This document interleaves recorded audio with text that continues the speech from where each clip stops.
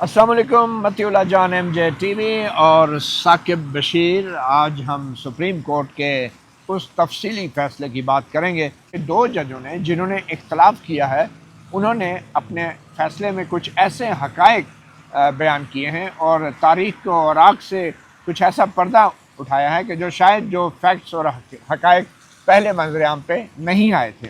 अब ये जो दो जजेज़ हैं, इन दो मज़ीद जजेज़ में जस्टिस नईम अख्तर अफ़गान हैं और जस्टिस शकील अहमद हैं।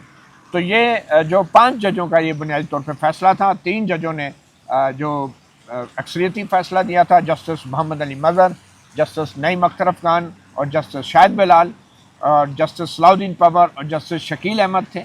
और इसमें जस्टिस नईम अख्तर अफ़गान और जस्टिस शकील अहमद का जो अब फ़ैसला आया है, ये अक़लियती फ़ैसला है। इस फ़ैसले के अंदर कुछ नए हक़ाइक़ बयान किए गए हैं जो इंतहाई दिलचस्प और गौर तलब हैं। सबसे पहले तो इस फ़ैसले में इस बात पर ज़ोर दिया गया है कि ये जो जजेस का तबादला था और सीनियरिटी का मामला, इस्लामाबाद हाई कोर्ट में बुनियादी तौर पे जस्टिस सरफराज डोगर को लाया गया था, जस्टिस मोहम्मद आसिफ और जस्टिस खादिम हुसैन सुमरो को। तो इन जजेस के जो तबादले का अमल था, इसमें गैर ज़रूरी जल्दबाजी का मुज़ाहरा किया गया। ये इस अक़लियती फ़ैसले में इस चीज़ को हाईलाइट किया गया है। और उसके बाद ये भी इसमें इंकशाफ किया गया है इन दो जजों के मुताबिक कि बज़ाहिर हक़ाइक़ और कानून के तनाज़ुर में इसमें बदनीयती का अंसर भी शामिल था। Malice in fact and malice in law, ये बदनीयती का अंसर भी इसमें शामिल था। और तीसरा जो नुक्ता इस फ़ैसले में उठाया गया है, उसके मुताबिक जो आइन के आर्टिकल 200 की तशरीह की गई है, वो तशरीह भी गलत की गई है अक्सरियती फ़ैसले में। और उस तशरीह की मुनासबत से भी ये जो तबादले हैं, ये आर्जी बुनियादों पर होते हैं और इसमें सीनियरिटी जो है उसका ऐसे तयन नहीं किया जाता जैसा कि अक्सरियती फ़ैसले में कहा गया है। तो इस तमाम हक़ाइक़ जो सामने लाए गएंगे, इसके ऊपर मैं साकिब बशीर से भी जानना चाहूँगा। साकिब बशीर, सबसे पहले जो नए फैक्ट सामने आए हैं, इसमें जजेस के तबादले से पहले जुडिशल कमीशन के इजलास की कहानी बयान की गई है, जिसमें ये इंकशाफ किया गया है कि उस जुडिशल कमीशन के इजलास में बज़ाहिर सोचे समझे मंसूबे के तहत और जानबूझ के जो जजेस की तैनाती होनी थी, 5 जजेस की तैनाती होनी थी इस्लामाबाद हाई कोर्ट में, उसमें 5 की बजाय सिर्फ 2 की गई और 3 असामियाँ खाली छोड़ी गई। और फिर 17 जनवरी के जुडिशल कमीशन के इस इजलास के ठीक 10 दिन बाद अचानक ही वफाकी हुकूमत की तरफ से इन जजों के तबादले के अमल का आगाज़ कर दिया गया। तो थोड़ा आप बताना चाहेंगे कि जस्टिस जो है अकील अहमद अब्बासी और नईम अख्तर अफ़गान और जस्टिस शकील अहमद, उन्होंने जो शेर मुख्तसर फैसले में भी लिखा था और 2 शेर दाग देहलवी और कलीम आजिज़, उनके शेर वो आपकी खिदमत में पेश करते हैं। सबसे पहले तो मेरे ख्याल में शेर भी बहुत कुछ बता रहे हैं। वो कहते हैं कि खूब पर्दा है कि चिलमन से लगे बैठे हैं, साफ छुपते भी नहीं, सामने आते भी नहीं। दाग देलवी का ये शेर है। मेरे ख्याल में इसी शेर पे बात कर लेते हैं। ये बुनियादी तौर पे ये कहना चाह रहे हैं कि मुकम्मल हक़ाइक़ हुकूमत सामने नहीं ला रही और जो समरी मूव की गई थी उसमें भी हक़ाइक़ को छुपाया गया। बिल्कुल। और फिर बाद में ये बताया गया कि ये मुस्तकिल तैनातियाँ हैं और इनकी सीनियरिटी भी उनकी डेट ऑफ ओरिजिनल अपॉइंटमेंट से होगी। तो ये वो हक़ाइक़ हैं जो सामने नहीं लाए गए। इसमें जो बुनियादी तौर पर जो फ़ैसला है, इस फ़ैसले में एक तो 6 जजेस का ख़त वो शामिल किया गया है। 5 उससे पहले 2023 मई से जो चीज़ें चल रही थी इस्लामाबाद हाई कोर्ट में, वो शामिल की गई हैं। फिर इसमें सीक्वेंस ऑफ इवेंट्स बड़े अहम डिस्कस किए गए हैं कि 28 जनवरी से लेकर 1 फरवरी, यानी कि वो कहते हैं मंगल, बुध, जुमरात, जुम्मा और हफ्ता, 5 दिनों में ये सारा प्रोसेस हो गया।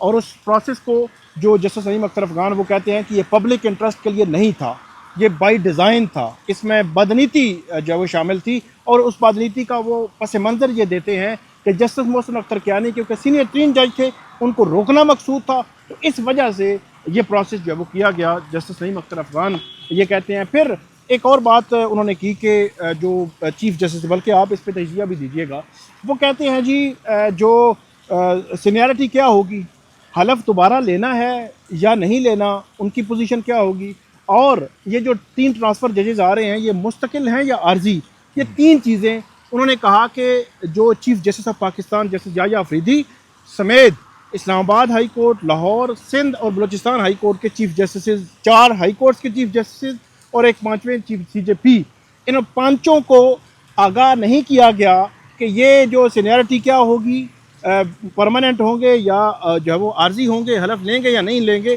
और वो ये कहते हैं आगे चलकर कि इन्होंने भी शायद नहीं पूछा होगा, लेकिन वो कहते हैं कि इनको अंधेरे में रखा गया। अच्छा, अब आप इस पे बात करें कि ये जो 4 चीफ जस्टिस थे, एक CJP थे, इनको अंधेरे में हुकूमत ने रखा, और उसके बाद ये 3 जो वो ट्रांसफरी जजेस आ गए, और उसके बाद सारे मामला उल्ट से पुल्ट जो है वो हो गए। क्योंकि इसी जजमेंट में नहीं, हम अख्तर अफगान साहब कह रहे हैं कि जो हाई कोर्ट है और डिस्ट्रिक्ट जुडिशरी है, उसको अपना जो है वो उस पर मजबूत करना, अपना हाथ जो है, ये भी एक उसके अफेयर्स में मकसूद था कि जो ट्रांसफ़र जजेस हैं और एडिशनल जजेस हैं वो सारे मामला जो है वो संभाल लेंगे, जो हमें नज़र भी आता है। तो क्या इनको अंधेरे में रखा गया है? देखें, पहली बात तो ये है कि चीफ जस्टिस याह्या अफरीदी के हवाले से जस्टिस नईम अख्तर अफगान और जस्टिस शकील अहमद ने जो बात की है, मैं समझता हूँ ये चीफ जस्टिस याह्या अफरीदी को अपनी तरफ से तो ये शायद मार्जिन दे रहे हैं, फेवर दे रहे हैं, कि ये ज़ाहिर कर रहे हैं कि उनकी बिल्कुल कोई ज़िम्मेदारी नहीं है। अगर उनके इल्म में ये चीज़ें होती तो शायद चीफ जस्टिस याह्या अफरीदी इसको रोक देते। मगर खुद चीफ जस्टिस याह्या अफरीदी का कंडक्ट आप देख लेना। अब chief justice of Pakistan justice Yahya Afridi और जो हाई कोर्ट्स के चीफ जस्टिस साहिबान हैं, वो रोटी को चोची नहीं कहते। ठीक है, वो इतने बेवकूफ़ नहीं हैं, वो इतने अनाड़ी नहीं हैं।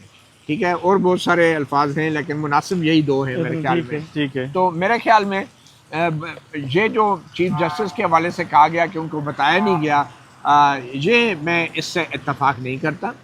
और वो शायद एक तंज कर रहे हैं अपने चीफ जस्टिस पे, ये भी हो सकता है। जजेस को बहुत कुछ बिटवीन द लाइंस कहते हैं, मगर उनका ये कहना कि उनको बताया नहीं गया, मेरे ख्याल में ये गलत बयानी है। ये हक़ाइक़ ऐसे नहीं है। जो जस्टिस मोहम्मद अली मज़हर की जो तफसीली फ़ैसला है, जो अक्सरियती फ़ैसला है 3 जजों का, उसमें उन्होंने इंकशाफ किया था कि चीफ जस्टिस याह्या अफरीदी शुरू दिन से जो है वो ये प्रोसेस शुरू होने से पहले वो राब्ते में थे लॉ मिनिस्ट्री से। ये बड़ा इंकशाफ था, बिल्कुल, बहुत बड़ा इंकशाफ। अच्छा, जस्टिस मोहम्मद अली मज़हर की बात इसलिए भी दुरुस्त लगती है कि चीफ जस्टिस याह्या अफरीदी ने जो 17 जनवरी को जो इजलास था जजेस की तैनाती का, जिसमें 5 जजेस को तैनात होना था इस्लामाबाद हाई कोर्ट में, उसमें सिर्फ 2 जजों की तैनाती होने दी और बाकी 3 की असामियाँ खाली छोड़ दी गई। और इसमें सिर्फ चीफ जस्टिस याह्या अफरीदी नहीं, बल्कि इस्लामाबाद हाई कोर्ट के चीफ जस्टिस आमिर फारूक जो थे वो भी उसमें एक्सपोज हुए हैं। क्योंकि 17 जनवरी को जुडिशल कमीशन का इजलास में 5 असामियाँ पुर की जानी थी, 2 पुर की गई, 3 खाली छोड़ी गई। और ठीक 10 दिन बाद 28 जनवरी को लॉ मिनिस्ट्री समरी मूव करती है उतने ही जजों के तबादले के लिए जितनी असामियाँ जस्टिस याह्या अफरीदी और जस्टिस आमिर फारूक ने मिलकर खाली छुड़वाई थी। ठीक है, और इजलास मुलतवी कर दिया गया था। अच्छा, और जस्टिस मोहम्मद अली मज़हर का कहना कि वो पहले से लूप में थे। और फिर ये देखें कि ये जो summary I chief justice Yahya Afridi के पास, मैं तो इस पर भी बिलीव करता हूँ कि वो समरी भी चीफ जस्टिस याह्या अफरीदी ने लॉ मिनिस्ट्री से लिखवाई कि आपने उसमें ये जिक्र नहीं करना कि ये सीनियरिटी है या नहीं है, या मुस्तकिल ये ट्रांसफ़र है या नहीं है। मेरा तो ये ख्याल है कि ये चीफ जस्टिस याह्या अफरीदी की मर्ज़ी के मुताबिक ये तमाम मालूमात उस समरी से निकाली गई, ताकि चीफ जस्टिस याह्या अफरीदी के बाद में, आपको पता है वो हमेशा पतली गली से निकलते हैं, वो अपने पैरों पे पानी नहीं पड़ने देते। तो बाद में वही हुआ, चीफ जस्टिस याह्या अफरीदी ने कहा मेरे तो ख्याल में इस्लामाबाद हाई कोर्ट में जो चीफ जस्टिस के सीनियरिटी का जो मामला है, वो तबादले वाले जजेस जो हैं उनको सीनियरिटी उसमें हुआ ये उसमें हुआ ये कि आपने पढ़ा होगा justice chief justice Yahya Afridi साहब का वो कंसल्टेशन का नोट जिसमें उन्होंने कहा कि सिंध, बलोचिस्तान, जी, पंजाब, ठीक है गुलदस्ता ना, बना गुलदस्ता, रहे हैं। ये बात है 1 फरवरी की। जी। और 10 फरवरी से पहले इन जजेस ने, इस्लामाबाद हाई कोर्ट के जजेस ने जेसीपी को ये लेटर लिखा, और सुप्रीम कोर्ट के भी जजेस, जस्टिस मंसूर, शायद जस्टिस अतर मिनल्ला, इन्होंने लेटर लिखा कि जेसीपी आमिर फारूक को ऊपर लाने के हवाले से मामला मौखर कर दे, क्योंकि वहाँ पे ट्रांसफ़र जजेस वाला मामला सुप्रीम कोर्ट आ चुका है, तो इसलिए मौखर कर दिया जाए। वहाँ पे जस्टिस याह्या अफरीदी साहब ने बताया 1 फरवरी को वो गुलदस्ता और तारीफ़ें और पुल बांध रहे हैं, और 10 फरवरी को वो वहाँ पे ये कहते हैं कि जी मेरे ख्याल में तो ट्रांसफ़र का जो जज है, ट्रांसफ़र होके आने वाला, वो बॉटम में वो तो बॉटम में होगा। अच्छा, मीडिया से बात करते हुए मीडिया से बात करते हुए उन्होंने बात की थी कि वो बॉटम से होगा मेरे ख्याल में, और वो सीनियरिटी जो है वो नहीं हो सकती, और मेरे ख्याल में आर्जी जो है वो ट्रांसफ़र होगा। तो ये बात उन्होंने 10 फरवरी को वहाँ पर की, और अटॉर्नी जनरल ने तो इसके उनको मुखालफत की। उन्होंने कहा नहीं, वो मुस्तकिल है, और उसमें जो अंदाज़ा लगाएं कि जब हुकूमत को याह्या अफरीदी साहब की उन कंसल्टेशन की ज़रूरत थी, वो तो करवा ली, लेकिन जब बड़े मजमे में जारी का जुडिशल कमीशन एक बड़ा मजमा ही होता है ना, उसके सामने फिर बेइज्जत किया अटॉर्नी जनरल साहब ने। अटॉर्नी जनरल ने कहा कि जो ट्रांसफ़र होके आ रहे हैं ना, ये मुस्तकिल हैं, आप ये कह रहे हैं आर्जी हैं, ये मुस्तकिल हैं। अटॉर्नी जनरल जो है उन्होंने जो जुडिशल कमीशन का इजलास हुआ, जिसमें वजाहतें दे रहे थे जनाब याह्या अफरीदी साहब कि जी नहीं जी, ये ट्रांसफ़र तो आर्जी है, ये ट्रांसफ़र होगी भी बॉटम से, इसकी सीनियरिटी होगी, लेकिन उन्होंने कहा नहीं नहीं नहीं नहीं नहीं, ये सीनियरिटी, ये ट्रांसफ़र मुस्तकिल है, और जो इसकी सीनियरिटी भी होगी वो टॉप से होगी। तो वहीं से अटॉर्नी जनरल ने उसके खिलाफ भी किया। और इसके अलावा एक और चीज़ मतीउल्लाह जान साहब, जस्टिस आमिर फ़ारूक, वो जो हमने पहले भी अभी डिस्कस किया है कि उन्होंने इस्लामाबाद की जो डिस्ट्रिक्ट जुडिशरी है उसमें से 3 जजेस को जो है वो नामज़द किया यहाँ पे, जिनमें एक राजा जवाद अब्बास थे, आज़म खान थे, शाहरुख अर्जमन थे, 3 जजेस थे। बाकी इसके अलावा भी नॉमिनी जो है वो इस्लामाबाद के लिए मेरे ख्याल 28-30 तो लोग थे नॉमिनी जो थे, जिनमें से सिर्फ 2 जज बने। और ये 17 जनवरी के जुडिशल कमीशन, ये 17 जनवरी के जुडिशल कमीशन की हम बात कर रहे हैं, क्योंकि जब याह्या अफरीदी साहब और हुकूमत और जुडिशल कमीशन और सारे जब कहते हैं ना कि जी हमने तो गुलदस्ता बनाया है, उस गुलदस्ते को थोड़ा सा खंगाला है नईम अख्तर अफगान साहब ने। उन्होंने कहा है कि 17 जनवरी को जो राजा जवाद अब्बास साहब हैं उनके, क्योंकि वो बलूचिस्तान की जुडिशरी से इस्लामाबाद की जुडिशरी में आए थे, तो उन्होंने कहा कि वो बलूचिस्तान के, मतलब उसको आप कंसिडर कर सकते थे कि बलूचिस्तान के उस कोटे पे या जो भी उसको नाम दे दें, तो उसको आप कर सकते थे। फिर एक अदनान बशारत नामी सुप्रीम कोर्ट के वकील थे, वो भी बलूचिस्तान से थे। तो 17 जनवरी को आमिर फारूक साहब ने अपने ही नॉमिनी, उनको 2 दफ़ा वोटिंग हुई राजा जवाद अब्बास की, वोट नहीं किया। और जो अदनान बशारत है उनको, वो जो वो खातून है जो जुडिशल कमीशन की मेंबर हैं, उन्होंने रिकमेंड किया था, उन्होंने भी उसको वोट नहीं किया, वो बलूचिस्तान से थी। लेकिन अचानक 17 जनवरी के बाद 28 जनवरी को हुकूमत को भी याद आता है और चीफ जस्टिस ऑफ पाकिस्तान को भी याद आता है, ओहो हमने तो बलूचिस्तान से भी बंदा लेना है, हमने सिंध से भी और जो वो पंजाब से भी जो गुलदस्ता बनाना है। और इसमें वो एक और बात की गई है कि गलत मालूमात दी गई कि सिंध से आई कोई नहीं, सिंध से जो है वो समर रिफत इम्तियाज़ थी। फिर कहा गया पंजाब से तो एक जज है, हालांकि बाबर सत्तार और ये सरदार इजाज खान भी पंजाब से थे। उस वक्त तो आमिर फारूक भी जो है वो पंजाब से और थे। ये चीज़ें जस्टिस नईम अख्तर अफगान ने अपने इस अक़लीती फैसले में लिखी हैं, और उन्होंने सीक्वेंस ऑफ इवेंट्स एक जगह बताए हैं सारे। उन्होंने कहा कि जैसे ही 28 जनवरी को JCP यानी कि जुडिशल कमीशन ऑफ पाकिस्तान की मीटिंग बुलाई जाती है कि 5 जो चीफ जस्टिस हैं हाई कोर्ट्स के, उनको सुप्रीम कोर्ट के लिए कंसिडर किया जाएगा। JCP की मीटिंग बुलाई जाती है 10 फरवरी को।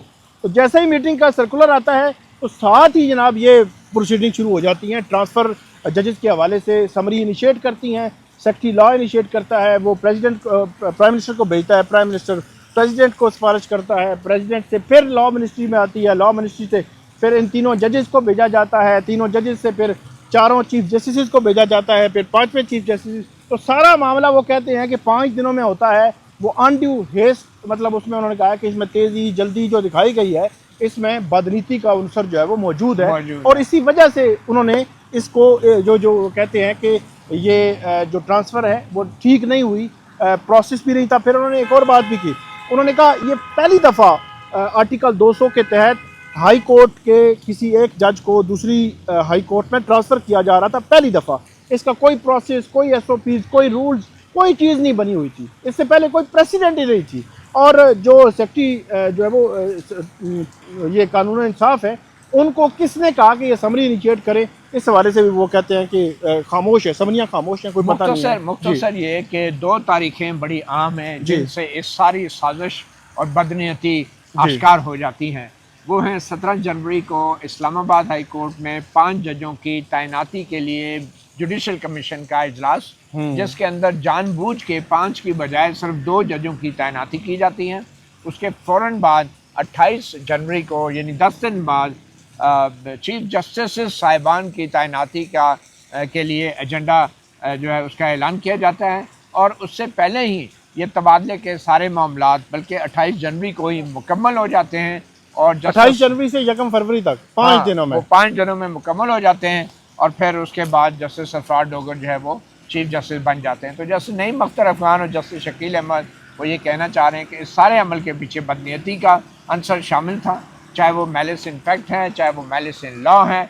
और जो वफाकी हुकूमत है उसने बज़ाहिर बदनीयती के साथ ये सारे तबादले किए हैं और इसमें कोई पब्लिक इंटरेस्ट का अंसर शामिल नहीं है। मगर साकिब बशीर, मैं फिर ये कहूँगा कि मुझे इसमें सबसे अहम किरदार चीफ जस्टिस याहिया अफरीदी का लगता है, जिनका पब्लिकली कुछ और मौक़िफ़ था, लेकिन दरपर्दा जो है पसे पर्दा जो है मामलात कुछ और चल रहे थे।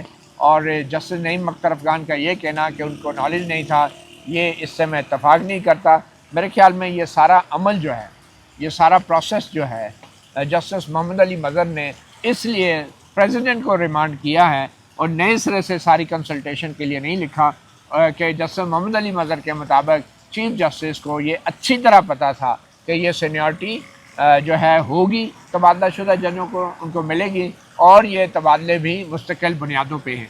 अब इसके हवाले से चीफ जस्टिस याहिया अफरीदी जो बातें करते रहे हैं जी, तो वो तो यही कहते रहे ना कि ये सीनियरिटी बॉटम में होगी। तो अगर जस्टिस मोहम्मद अली मज़हर की बात पे माना जाए तो इसका मतलब है चीफ जस्टिस याहिया अफरीदी जो ये तासुर देते रहे हैं कि वो सीनियरिटी के मामले पे बड़ा सख्त मौक़िफ़ रखते हैं, तो वो झूठ बोल रहे थे।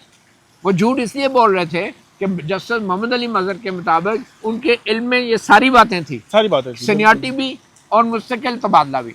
और अगर वो अक्सरियती फैसले के मुताबिक चीफ जस्टिस याहिया अफरीदी के इल्म में ये सारी बातें थी, तो फिर जस्टिस याहिया अफरीदी झूठ बोलते रहे, क्योंकि अगर वो सच बोलते तो वो समरी पे दस्तखत ही ना करते जिसमें तबादले का मौक़िफ़ आया था, क्योंकि उनके मुताबिक तो सीनियरिटी मिलती नहीं है तबादला शुदा जजों को। तो ये चीफ जस्टिस याहिया अफरीदी के ख़िलाफ़ एक बहुत बड़ा संगीन इल्ज़ाम है अक्सरियती फैसले का। और चीफ जस्टिस याहिया अफरीदी को इस हवाले से वज़ाहत देनी चाहिए कि अगर उनके इल्म में ये सारी बातें थी तो फिर वो ये तासुर क्यों देते रहे कि सीनियरिटी का मामला अभी तय नहीं हुआ। वो यही कहते रहे ना कि सीनियरिटी का मामला तय नहीं हुआ, मैं इस पर राय नहीं दूंगा, लेकिन मेरी ज़ाती राय में ये नहीं होना चाहिए। तो इसका मतलब है कि ये चीफ जस्टिस के इल्म में था और उन्होंने जानबूझ के जुडिशल कमीशन को ये इन्फॉर्म नहीं किया कि ये जो जितने भी प्रोसेस हो रहा है तबादलों का, इसमें सीनियरिटी भी है और ये ट्रांसफ़र भी मुस्तकिल। इसमें एक चीज़ जो कहीं से मालूमात हमारे ज़राए ने हमें बताई थी कि उन्हीं दिनों में जो इस्लामाबाद हाई कोर्ट के मुतासरा जजेज़ हैं, उनमें से 2 जजेज़ ने चीफ जस्टिस याहिया अफरीदी साहब से मुलाकात भी की थी और मुलाकात में उन्होंने उन खदशात का इज़हार किया था जो बाद में ज़ाहिर भी हुए। और उन्होंने ये कहा था कि हम बाकी जजेज़ भी आपसे मिलना चाहते हैं, आप क्या वो कुछ वक़्त अनायत फरमा दें। और ऐसे लगता है कि याहिया अफरीदी साहब उन दिनों इन मामलात में ही लगे हुए थे, तो उन्होंने वो वक़्त उनको नहीं दिया था और वो यही खदशात का इज़हार करना चाह रहे थे जिसके दरमियान में खड़े याहिया अफरीदी साहब जो है वो कभी दाएं पे और कभी बाएं तरफ हमें जो है वो नज़र आते हैं। और जो जस्टिस नईम अख्तर अफगान की जजमेंट और फिर जो है वो दूसरी जो अक्सरियती जजमेंट है, उस जजमेंट में जो हक़ाइक़ सामने आए हैं वो डेफिनेटली वो जस्टिस याहिया अफरीदी साहब के इर्द गिर्द ही घूमते हैं और वो सारे प्रोसेस को, सारी चीज़ों उनको आगाही थी। फिर 5 दिन देखें ना, इस्लाम जो 1 फरवरी को क्या होता है वो इसमें लिखते हैं। 1 फरवरी को जब ये law ministry chief justice Aamir Farooq को लेटर लिखती है, 1 फरवरी को ही आमिर फ़ारूक जो है वो उस लॉ मिनिस्ट्री को वापस लेटर जो है वो भेजता है। फिर लॉ मिनिस्ट्री जो है वो लेटर उठा के CJP को लिखती है, CJP सेम डे 1 फरवरी, मतलब ये भी 1 फरवरी छुट्टी थी, हफ्ते वाला दिन था, और ये भी हो सकता था ना सीजेपी के ऑफिस में एक लेटर आया है तो चलें मंडे को, ट्यूसडे को रूटीन की जो जिस तरह दफातर में होता है, तो ऐसे लगता था कि हेस सिर्फ वहाँ नहीं था, यहाँ पे भी जल्दी थी। इन्होंने भी 1 फरवरी को वो लिख कर दी कंसल्टेशन के, इन्होंने पूरा अपना जो है वो गुलदस्ता बना के भेजा, और 1 फरवरी को जब लॉ मिनिस्ट्री के पास वो लेटर पहुंचता है सुप्रीम कोर्ट से, तो फिर लॉ मिनिस्ट्री एक जो है वो नई समरी बनाती है जिसमें कहती है जी ओथ चौथ की कोई ज़रूरत नहीं है और सीनियरिटी जो है वो पहले दिन से होगी, और उसके बाद वो भेजते हैं प्राइम मिनिस्टर को, प्राइम मिनिस्टर सदर को, सदर उस पर मंजूरी देते हैं। उससे पहले जब तक ये लॉ मिनिस्ट्री फाइनल समरी बनाती है प्रेसिडेंट की अप्रूवल के लिए, उस वक्त तक चीफ जस्टिस साहिबान तमाम से मशावरत हो चुकी है, कंसेंट ली जा चुकी होती है। अच्छा, इस फैसले के अंदर जस्टिस नईम अख्तर अफगान और जस्टिस शकील अहमद, आपसे भी हमसे भी, बल्कि जस्टिस मोहम्मद अली मदर से भी शायद जानबूझ के एक चीज़ जो है वो मिस हो गई है, और वो चीज़ ये है कि जब इस सारे आइनी पटिशन के अंदर जो हाई कोर्ट्स के रजिस्ट्रार साहिबान से जवाब मांगे गए, याद है आपको, तो हाई कोर्ट के रजिस्ट्रार साहिबान से जो जवाब मांगे गए थे, तो वो जो नोटिस उन्हें दिए गए थे, वो जवाबात भी नामुकम्मल थे। उनके अंदर ये सवाल डायरेक्टली नहीं किया गया हाई कोर्ट के रजिस्ट्रार या हाई कोर्ट के जस्टिस साहिबान से कि भाई क्या आपको सीनियरिटी के हवाले से मालूमात दी गई, क्या आपको ये बताया गया कि ये पोस्टिंग मुस्तकिल होगी। इन्होंने पूछा भी नहीं, और हाई कोर्ट के रजिस्ट्रार साहिबान और चीफ जस्टिस साहिबान ने, मैं समझता हूँ ये भी एक बदनीयती है कि जानबूझ के ये मालूमात फराम नहीं की, वरना वो कह सकते थे कि हमें तो जो पूछा गया उसमें तो ये चीज़ें मालूमात थी ही नहीं। तो वो अगर ये कह देते तो फिर जस्टिस मोहम्मद अली मदर मजबूर हो जाते कि वो जो रिमांड उन्होंने सदर को किया सिर्फ नोटिफिकेशन रीटाइप करने के लिए, वो सारी कंसल्टेशन का अमल दोबारा कराना पड़ता उनको। नहीं, लेकिन एक बात और है कि जो मोहम्मद अली मज़र, जस्टिस मोहम्मद अली मज़र की जो अक्सरियती जजमेंट है उसमें लिखी गई, मती साहब उन्होंने कहा कि ठीक है जो प्रोसेस हो चुका था वो हो चुका था। जब यहाँ पे मई में मेरे ख्याल में या जून में जब समातें हो रही थी, तो जब हमने हाई कोर्ट के रजिस्ट्रार को लिखा, हमने सुप्रीम कोर्ट के रजिस्ट्रार को कहा कि जवाब दें, तो उन्होंने कहा कि अगर उस मौके पर भी ये वो बात कर देते, यही कि हमें तो बताया नहीं गया था। नहीं, देखिए बात कर नहीं देते। यहाँ पे मैं समझता हूँ जस्टिस मोहम्मद अली मज़र जो है is not being completely honest. वो बात क्यों करते हैं? आपने उनसे पूछा क्या था? You are the supreme court, आपको चाहिए था कि लिख के ऑर्डर में भेजते कि हमें इन सवालों के जवाब चाहिए, लेकिन आपने बतौर सुप्रीम कोर्ट ऑफ पाकिस्तान, बतौर कॉन्स्टिट्यूशनल बेंच, आपने वो सवाल ही नहीं किए, क्योंकि उनका जवाब आपको भी पता था, तो इसलिए आपने वो सवाल ही नहीं किए। और आप वो देखें वो जो रजिस्ट्रार की तरफ से जवाब जमा कराया गया है, इससे ज़्यादा कमज़ोर और इससे ज़्यादा नाकिस मैं समझता हूँ किसी रजिस्ट्रार या हाई कोर्ट का जवाब नहीं हो सकता कि उन्होंने सब ने ये कह दिया कि ये हुकूमत का अख्तियार था, उन्होंने कर दिया, और भाई क्या तो आप अंगूठा लगाने के लिए इधर बैठे हुए chief justice of Pakistan, chief justice high court साहब बने हुए, आपका काम सिर्फ अंगूठा लगाना है? मतलब आपका वो कहते हैं ना, जज should have law up his sleeves, ठीक है ना, कानून का जज को पता होना चाहिए। आप कह रहे हैं जी वो 200 के तहत हुकूमत ने किया, हमने ओके कर दिया। क्यों ओके कर दिया भाई? क्या आपके पास अख्तियार नहीं था कि आप पूछते कि हमें बताया जाए कि सीनियरिटी क्या होगी, मुस्तकिल होगा या नहीं होगा, हल्फ होगा या नहीं होगा? ये सवाल क्यों नहीं रेज किए? तो ये वो चीज़ें हैं जो मैं समझता हूँ कि हम सब जो हैं बुनियादी नुक्ते को इग्नोर कर रहे हैं, और वो यही है कि ये चीफ जस्टिस याहिया अफरीदी का सारा मैं समझता हूँ खेल था, और ये उन्हीं का आइडिया था, और इसीलिए वो पब्लिकली हम देख रहे हैं कि वही इसको बड़ा डिफेंड कर रहे थे, और उनके नॉलेज में जो कंप्लीट चीज़ें थी वो उन्होंने शेयर नहीं की टाइम पर, ठीक है। और ना ही उन्होंने हुकूमत को कहा कि भाई मुझे ये इन्फॉर्मेशन समरी में लिख के दो ताकि मैं अपनी राय दूँ, और हमें कुछ कहते रहे मीडिया को और पब्लिकली कि मैं तो जी सीनियरिटी समझता हूँ बॉटम में होगी उनकी, और अंदर खाने उन्होंने क्या किया? ओके किया। बिल्कुल। और मैंने जैसे कि कहा कि अभी ये जो कह रहे हैं कि उनको पता नहीं था, मैं इससे एग्री नहीं करता। जस्टिस मोहम्मद अली मज़र की बात बिल्कुल दुरुस्त है, उनको पता था, और अगर उन्हें पता था तो इसका मतलब है जस्टिस मोहम्मद अली मज़र कहना चाह रहे हैं कि चीफ जस्टिस याहिया अफरीदी झूठ बोलते रहे हैं जब वो ये कह रहे थे कि उनका मौक़िफ़ सीनियरिटी में डिफरेंट आ गया। मौक़िफ़ डिफरेंट होता तो कभी समरी पे वो कंसेंट ना देते।